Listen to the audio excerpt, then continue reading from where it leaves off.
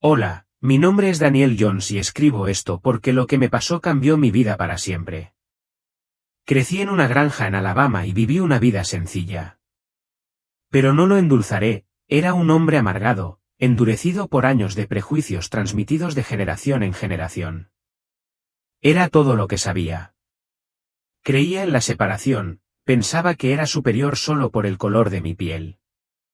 Luego vino el accidente el 10 de abril de 2025. Todo lo que creía saber se hizo añicos. Morí durante 9 minutos. Lo que vi al otro lado todavía me persigue.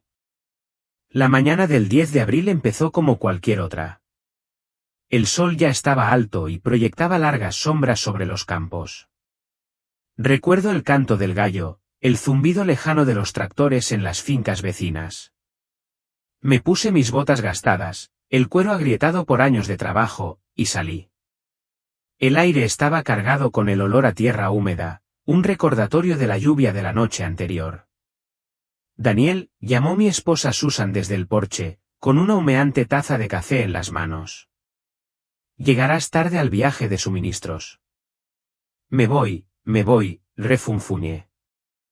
Susan tenía la paciencia de una santa y aguantó mi terquedad durante años. Pero ese día algo me pesó.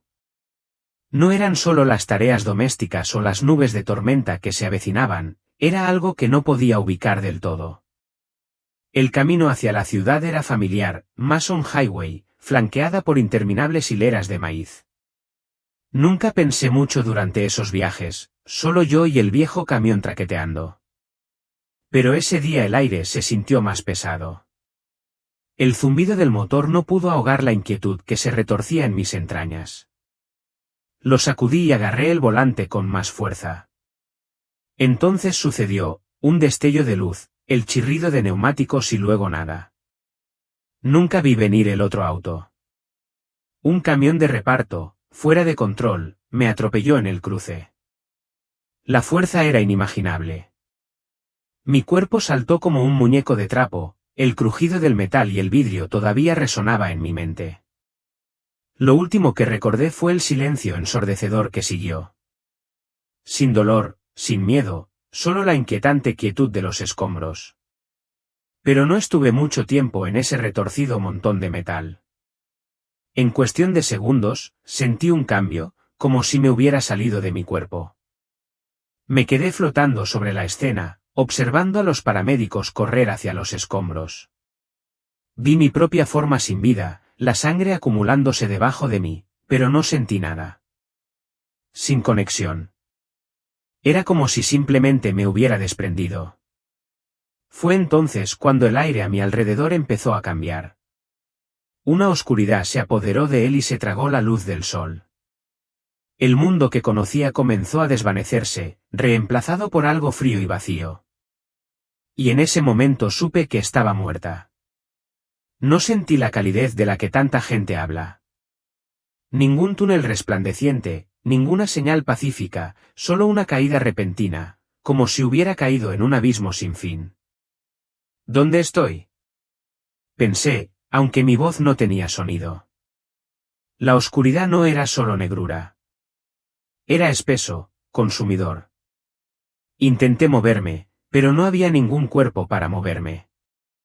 Me despojaron de todo lo que me hacía humano, ni manos, ni piernas, ni corazón palpitante, solo mi conciencia. Luego llegaron los susurros, débiles al principio, como el lejano susurro de las hojas. Pero se hicieron más fuertes, las voces, innumerables voces, se superpusieron y entrelazaron. Algunos lloraron, otros rieron y luego escuché el mío. ¿No perteneces aquí?, se burló una voz. Era mi propia voz, retorcida y deformada. Vi destellos, momentos de mi vida, cada insulto que había lanzado, cada mirada de odio, cada insulto murmurado en voz baja. Vi la forma en que mis palabras hirieron a la gente, mis vecinos, los hombres que trabajaban mis campos, incluso los niños de la ciudad. Rostros contorsionados por el dolor, ojos suplicantes. ¿Por qué nos odiaste?, susurró una voz. Pertenecía a un niño de no más de 10 años, un niño al que una vez ignoré cuando me pidió ayuda en la granja. No lo sabía. Intenté protestar, pero no había lugar para excusas. La oscuridad cambió y vi un reflejo de mí mismo, no el hombre que pensaba que era, sino el caparazón hueco y retorcido en el que me había convertido. El peso de mi propio odio cayó sobre mí. Quería darme la vuelta, escapar, pero la oscuridad no tenía escapatoria. Entonces, sin previo aviso, una luz penetrante surgió del vacío. No era una luz cegadora, era saber, como si cada verdad oculta hubiera sido expuesta. La luz me envolvió, sacándome de las sombras. Al principio me resistí, pero la calidez era innegable. Y así, la oscuridad se hizo añicos. Cuando la luz se apagó, me encontré en una vasta y vacía extensión. El suelo debajo de mí era de piedra fría y gris, agrietada y seca. Por encima de mí, el cielo se retorcía y se agitaba, nubes negras como humo arremolinándose en agonía. No estaba solo. De las sombras emergieron figuras altas y demacradas, con ojos como brasas ardientes. No se movieron, pero sentí su presencia arrastrándose sobre mí. Sus susurros resonaron en mi mente, cada uno de ellos un reflejo de los pensamientos más oscuros que había enterrado. ¿Por qué deberías ser perdonado, uno siseo? Has desperdiciado tu vida, escupió otro. Intenté hablar, pero mi voz se había ido. Cada gramo de orgullo al que alguna vez me aferré había sido despojado. Me paré desnudo ante mis propios pecados, y por primera vez, los vi tal como eran. Entonces el suelo tembló. El aire se espesó. De las sombras, una figura monstruosa comenzó a surgir. Sus ojos ardían con un fuego impío y su sonrisa se transformó en algo inhumano. Era como si todos los pensamientos maliciosos que alguna vez había albergado hubieran tomado forma. Pero justo cuando la oscuridad empezó a consumirme, la luz regresó. Atravesó las sombras como una espada, enviando a la figura aullando al vacío. El calor me invadió y el aire se calmó. No estás más allá de la redención, resonó una voz. Y en ese momento supe que no estaba solo. Antes de que pudiera comprender dónde estaba, el mundo a mi alrededor cambió una vez más. De repente, me encontré en medio de mi propio pasado, la casa de mi infancia, los pisos de madera crujientes, la pintura desconchada de las paredes, cada detalle exactamente como lo recordaba. Pero yo no era solo un observador. Me vi obligado a revivir cada momento a través de los ojos de los demás. Vi a mi padre, con el rostro contraído por la ira mientras escupía palabras venenosas al hijo del vecino, un niño de piel más oscura. Sentí el miedo del niño, su humillación. La voz de mi padre hizo eco en la mía, un ciclo de odio transmitido como una maldición. Luego vi a Susan, la mujer que me amaba a pesar de mis defectos. Sentí su dolor, cada vez que rechazaba sus palabras, cada vez que me aferraba a mi orgullo en lugar de escuchar. Luego vi extraños, gente que apenas recordaba, un cajero del supermercado al que me burlé, un granjero al que me negué a estrechar la mano. Su dolor permaneció como una mancha en mi alma. Quería gritar, rogar por otra oportunidad, pero lo único que podía hacer era mirar. Mira la destrucción que había sembrado. Y entonces lo vi, a Jesús, de pie a lo lejos, irradiando luz pura. Pero él no estaba enojado. Sus ojos reflejaban pena, pena por lo que había hecho y pena por el hombre que podría haber sido. Y en ese momento supe que la redención no estaba dada, fue elegido. La luz a mi alrededor se atenuó y ya no estaba en mis propios recuerdos. En cambio, me encontré en una época diferente, un lugar que nunca había visto pero que de alguna manera reconocía. Una cabaña de madera desgastada, de esas que uno esperaría encontrar en una antigua plantación, se alzaba en medio de un vasto campo.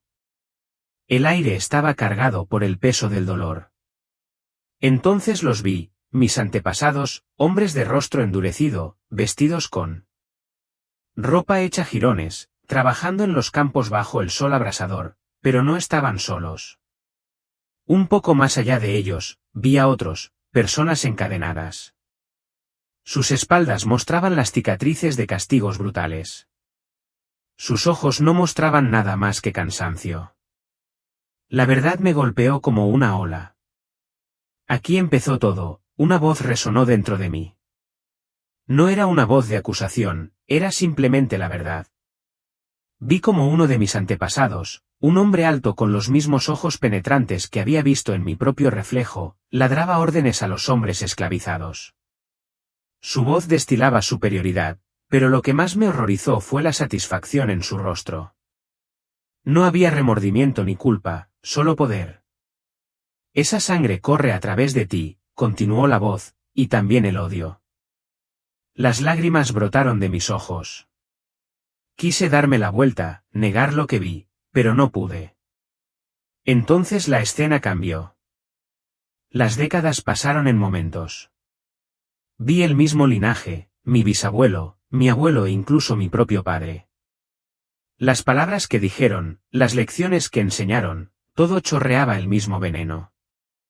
Y luego estaba yo. ¿Por qué lo seguí? Susurré. No hubo respuesta, solo la aplastante comprensión de que el odio me había sido entregado como una herencia. Nunca lo había cuestionado. Lo usé como una insignia de honor, creyendo que me hacía fuerte. Pero ahora vi la verdad. El odio no me hizo fuerte, me encadenó. Cada insulto que recibí, cada persona que juzgué, solo aumentó el peso sobre mi alma. Sentí que las cadenas de mis antepasados se apretaban a mi alrededor. Entonces, desde las sombras, escuché una voz familiar: rompe la cadena. Fue Jesús. Aunque no podía verlo, su presencia me rodeaba. Por primera vez sentí la posibilidad de liberación. Pero liberarme significaba enfrentarme a lo que me había convertido. El mundo a mi alrededor cambió una vez más. Me quedé solo en un paisaje interminable y desolado. Rocas irregulares sobresalían del suelo agrietado y el cielo era una tormenta arremolinada de color gris y negro. Aquí no había luz, solo sombra. Intenté moverme, pero no pude. Mis brazos se sentían atados. Miré hacia abajo y vi cadenas gruesas y oxidadas apretadas alrededor de mis muñecas y tobillos. El peso de ellos me tiró hacia abajo, obligándome a arrodillarme. Cada eslabón de la cadena brillaba débilmente, como si palpitara con los recuerdos de mi pasado. ¿Sabes lo que te ata? La voz de Jesús resonó una vez más. No respondí. No podía, pero lo sabía. Cada cadena representaba un momento de amargura, cada rencor que alguna vez había guardado. Vi destellos de rostros que había olvidado hacía mucho tiempo, el vecino al que despreciaba, el empleado al que insultaba, los trabajadores a los que menospreciaba. Cada gramo de odio que había vertido en los demás ahora regresaba a mí en forma de estas cadenas implacables. Tiré, pero las cadenas no se movieron. En cambio, se volvieron más estrictos. ¿Por qué no se rompen? Grité. La presencia de Jesús se hizo más cercana y sentí su dolor. «Porque tú tienes la llave», respondió. El perdón es lo único que puede liberarte. Perdón, la palabra en sí le resultaba extraña. ¿Por qué debería perdonar? Todas las justificaciones que alguna vez había usado pasaron por mi mente. No merecían el perdón. Yo fui la víctima. Estaba justificado. Pero luego vi la verdad. Mi amargura nunca había castigado a quienes me ofendían. Solo me había castigado. Me había encarcelado, creyendo que las cadenas me hacían más fuerte. En realidad, habían drenado hasta el último gramo de vida de mi alma. «Déjalo ir», susurró Jesús. Las lágrimas brotaron de mis ojos. No sabía perdonar, pero quería hacerlo. «Ayúdame», le susurré en respuesta. Y las cadenas empezaron a caer. Cuando las cadenas cayeron al suelo, la oscuridad retrocedió, pero la sensación de juicio no desapareció. A lo lejos vi figuras que surgían de las sombras. Al principio eran débiles, como siluetas contra el cielo oscuro, pero a medida que se acercaban, vi sus rostros. Eran las personas a las que había hecho daño. Un anciano, con sus manos curtidas temblando, estaba de pie frente a mí. En sus ojos no había malicia, solo tristeza. Lo reconocí de inmediato, un hombre al que había echado de mi propiedad simplemente por el color de su piel. Detrás de él, había otros, una mujer a la que había humillado en la tienda local, un joven al que me había negado a dejar jugar con mi hijo, un granjero al que había maldecido bajo el sol abrasador. No dijeron nada. No era necesario. Su sola presencia lo dice todo. Vi el dolor que había causado, las heridas invisibles que había infligido. Pero lo que más me impactó fue la ausencia de condena en sus ojos. No estaban aquí para juzgarme. Estaban aquí para mostrarme la verdad. Lo siento, dije entrecortadamente. Por primera vez, las palabras salieron libremente. No buscaba justificación. No estaba excusando mis acciones. Simplemente lo lamenté. Y entonces sucedió algo increíble.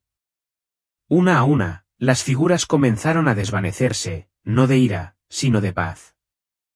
El peso que había cargado durante tanto tiempo se disipó. Y por primera vez sentí la calidez del verdadero perdón. Pero todavía había una presencia más a la que debía enfrentar. El aire a mi alrededor se calmó. Lo sentí antes de verlo, la abrumadora presencia de luz pura. No fue duro ni cegador. Era cálido, familiar. Cada miedo que tenía se derritió en su abrazo. Y entonces apareció él. Jesús. Él estaba frente a mí, su rostro radiante, irradiando un amor que no podía comprender. Sus ojos vieron todo, cada secreto, cada arrepentimiento, cada rincón oscuro de mi alma. Y, sin embargo, no hubo condena, solo verdad. Daniel, pronunció mi nombre y resonó en cada parte de mí. ¿Lo entiendes ahora? Caí de rodillas, el peso de su presencia era demasiado para soportarlo. Sí, susurré. Veo en lo que me convertí. Veo cómo lastimé a otros y veo cómo me lastimé a mí mismo. Jesús se arrodilló a mi lado, con su mano apoyada en mi hombro. Esperaba un castigo. En cambio, sentí curación. El pasado no se puede deshacer, dijo en voz baja, pero se puede redimir. Las lágrimas corrieron por mi rostro. Sabía lo que eso significaba. Me habían dado una segunda oportunidad, la oportunidad de vivir de manera diferente, la oportunidad de deshacer el odio que una vez me consumió. Y con esa comprensión, la luz se hizo más brillante. Mi tiempo aquí no había terminado. Estaba regresando. Mientras me arrodillaba ante él, la luz alrededor de Jesús se hizo aún más brillante, pero no cegadora. Era como si la luz misma tuviera una presencia, un conocimiento, un consuelo. Cada parte de mí se sentía expuesta, pero no me avergonzaba. No había ninguna condena en su mirada, solo verdad. Daniel, dijo de nuevo, su voz a la vez poderosa y tierna. Has visto el peso de tus decisiones, pero hay más que ver. Sin palabras, sentí que me levantaba. Aunque no tenía cuerpo físico, podía sentir el movimiento. Era como si mi alma misma estuviera siendo transportada. La oscuridad que una vez se apoderó de mí había desaparecido, reemplazada por una extensión de luz radiante. Y luego vinieron las visiones. Fue como si el tejido mismo de la existencia se deshiciera ante mí. Vi hilos de luz, hilos dorados brillantes que se tejían en el aire. Cada hilo pulsaba con energía. Algunas eran brillantes y vibrantes, otros parpadearon, apagados por el dolor. Estas son las vidas que has tocado, explicó Jesús. Cada palabra, cada acción, cada pensamiento, todos dejan una huella. Los hilos se retorcieron y entrelazaron, formando una intrincada red. Al principio pensé que solo estaba viendo mis propias acciones, pero cuanto más miraba, más claro se volvía. Cada alma estaba conectada. Cada elección se extendió a través de este tapiz invisible. Creías que tu odio solo dañaba a los que estaban frente a ti, dijo Jesús, pero el odio nunca termina en una sola persona. Se mueve. Se multiplica, tal como lo hace el amor. Lo vi todo. Los momentos que pensé que eran insignificantes, los comentarios amargos, las miradas de odio, se propagaron en el tiempo. Un niño del que una vez me burlé por el color de su piel se convirtió en un hombre endurecido por el dolor que le había infligido. Un granjero al que maldije llevó ese resentimiento a su familia. La amargura se transmitió como una enfermedad. Pero luego vi el otro lado. Una mujer en una tienda de comestibles que eligió la amabilidad a pesar de mi desprecio. Un vecino que me perdonó mucho antes de que buscara su amor. Y la misericordia no se limitó solo a ellos. Fluyó hacia afuera, haciendo retroceder la oscuridad. El amor es la fuerza más poderosa, dijo Jesús, y el perdón es su mayor expresión. Me dolía el pecho, no por el dolor, sino por la insoportable belleza de lo que estaba presenciando. Me había creído impotente, producto de mi educación. Pero ahora vi la verdad. Cada elección importaba. Cada acción era una semilla, una que podía convertirse en amor u odio. ¿Cuál elegirás? Jesús preguntó. Y por primera vez supe la respuesta. Jesús extendió su mano y con un solo gesto las visiones cambiaron. Me encontré parado en medio de una calle llena de gente. La gente pasaba apresuradamente, con los rostros borrosos, sin darse cuenta de mi presencia. Pero pude ver más allá de sus apariencias. Vi la energía que los rodeaba, hilos de luz y sombras entrelazados estrechamente. Entonces me vi a mí mismo, una versión más joven de mí, parado en la esquina de la calle. Tenía los brazos cruzados y el rostro torcido por el desdén. Pasó una pareja joven, un hombre negro y una mujer blanca. Recordé este momento vívidamente, la mirada furiosa que les di, el disgusto que sentí. Pero ahora vi las consecuencias. La sonrisa del hombre vaciló. Apretó con más fuerza la mano de su esposa, forzando una risa forzada. Pero pude ver la herida que mi mirada había infligido, la duda, la ira, la vergüenza. Lo siguió mucho después de ese momento, coloreando su día. Y la cosa no quedó ahí. En su lugar de trabajo, la tensión de ese único encuentro se enconó. Arremetió contra un colega. Su ira se derramó hasta su casa. Su hijo, que apenas tenía edad para entenderlo, observaba en silencio. El chico lo absorbió. El hilo de la oscuridad pasó de padres a hijos. El odio nunca se contiene, la voz de Jesús irrumpió en la escena. Se propaga. Corrompe. Pero también lo hace el amor. La visión volvió a cambiar. Esta vez vi una versión diferente de ese momento.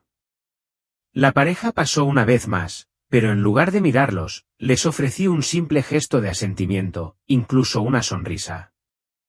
Los ojos del hombre se encontraron con los míos, cautelosos al principio, pero luego vi que la tensión se aliviaba de sus hombros.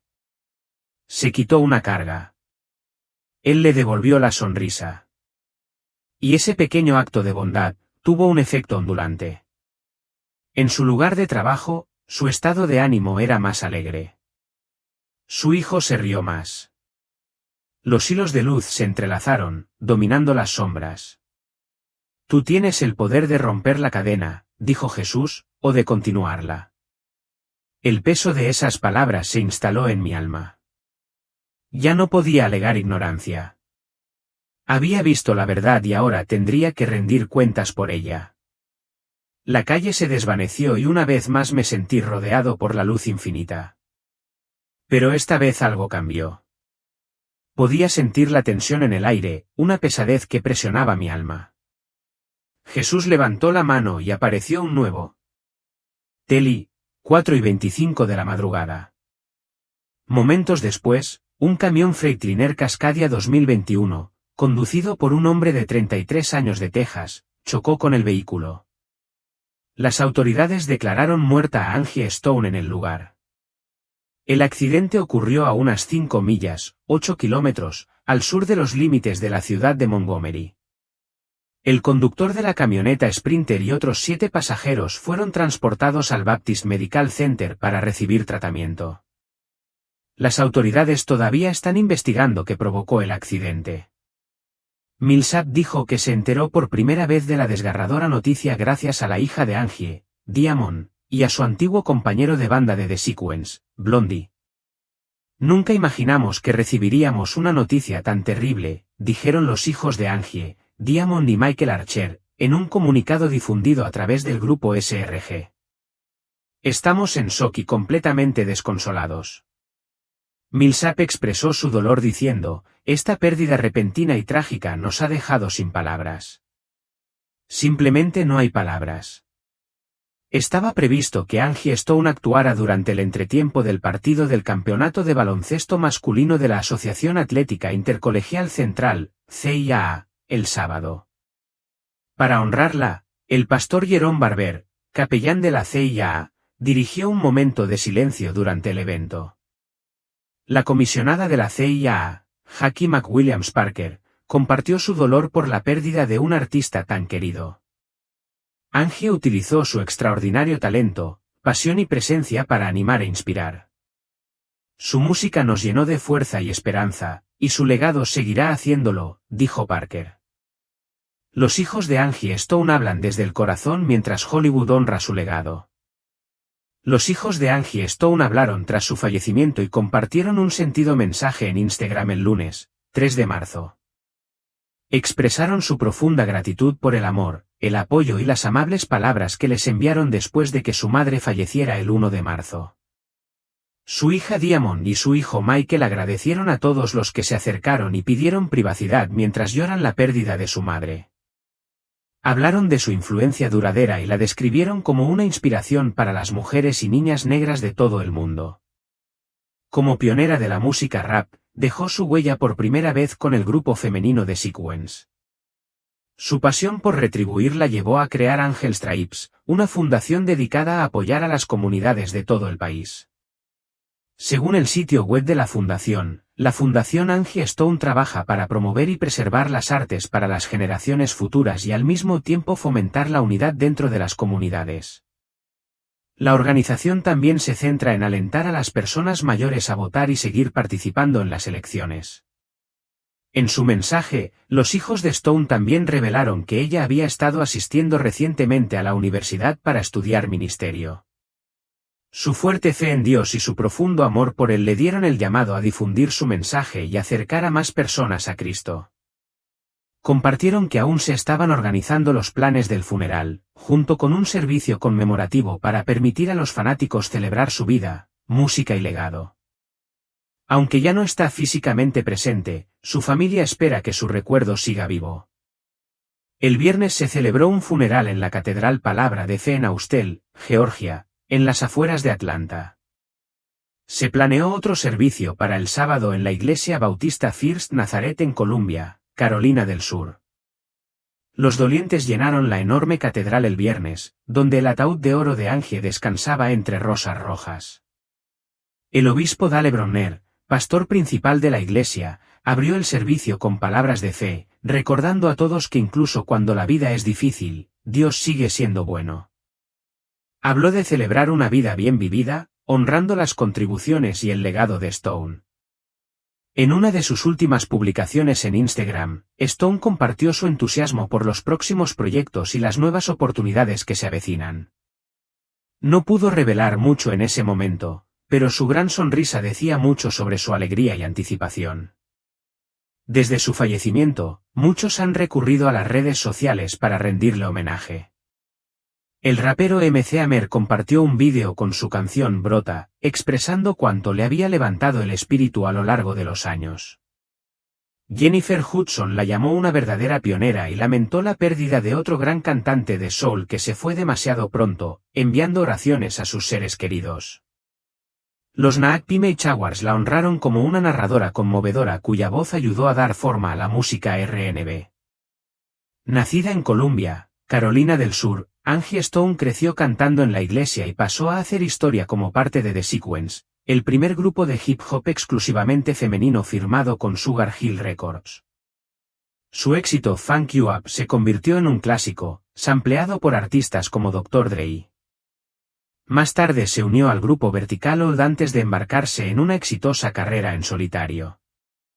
La efusión de amor y recuerdo continuó con el actor y comediante Jamie Foxx, quien expresó el profundo dolor de perder a un artista tan notable. Reflexionó sobre cómo la gente suele decir que Dios no comete errores, pero su fallecimiento le resultó especialmente difícil de aceptar.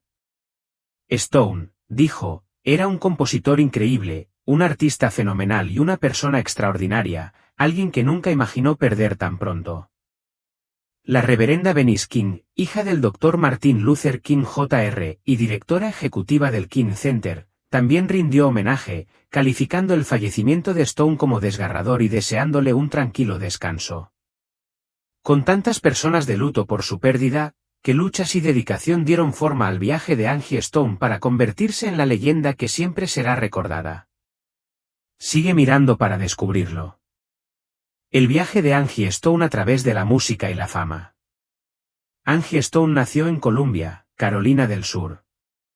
Su madre, Iona Brown, trabajaba como técnica de hospital, mientras que su padre, Bobby Williams, era asistente de abogado. Creció rodeada de música gospel, cantando en la primera iglesia bautista de Nazaret, donde el reverendo Blackley N. Scott dirigía la congregación. Su padre, miembro de un grupo de gospel local, a menudo la llevaba a ver actuaciones de artistas de gospel de renombre como Singing Angels y Gospel Keynotes. Con tan solo 16 años, a finales de los años 70, Stone formó el trío de rap The Sequence con Cheryl DePeal, Cookie Wendelin Blondie Chisolm. Hicieron historia como uno de los primeros grupos femeninos de hip hop, obteniendo un contrato con Sugar Hill Records después de impresionar a la manager Sylvia Robinson detrás del escenario en un concierto de Sugar Hill Gang. En 1980, lograron un gran éxito con su éxito Funk You Up, que alcanzó el puesto 15 en la lista de Top Black Singles de Estados Unidos. Bajo la tutoría de Robinson, The Sequence realizó numerosas giras y continuó lanzando música. Sin embargo, a medida que el hip hop evolucionó hacia un género más valiente y serio, la popularidad del grupo disminuyó, lo que llevó a su ruptura en 1985. Después de The Sequence, Stone colaboró con el grupo de hip hop y electro-funk Mantronix antes de convertirse en el cantante principal del trío de R&B Vertical Old. El grupo lanzó dos álbumes, A Matter of Time, 1993, y Head First, 1995, con su destacado éxito Seems You're Much Too Busy. En 1996, se asoció con Jerry DeVaux, primo de Lenny Kravitz, y Charlie Mole para formar The Box, lanzando The Box con Angie B. Stone en Japón a través de Toshiba EMI. Algunas de sus canciones aparecieron más tarde en el álbum de DeVaux, Front of the Line. Más allá de actuar, Stone mostró su talento como compositora al coescribir canciones para los álbumes aclamados por la crítica de D'Angelo Brown Sugar, 1995, y Voodoo, 2000. También proporcionó coros para las giras de D'Angelo y contribuyó al álbum 5 de Lenny Kravitz de 1998. A finales de los 90, el ejecutivo de A&R, Peter Edge, le presentó a Stone a Clive Davis, el legendario magnate de la música y director de Arista Records. Davis la contrató como solista. En septiembre de 1999, lanzó su álbum debut, Black Diamond, que lleva el nombre de su hija adolescente, Diamond Tiara. El álbum recibió elogios generalizados de la crítica y se ubicó entre los 10 primeros en la lista de los mejores álbumes de R&B/hip hop de Billboard en Estados Unidos.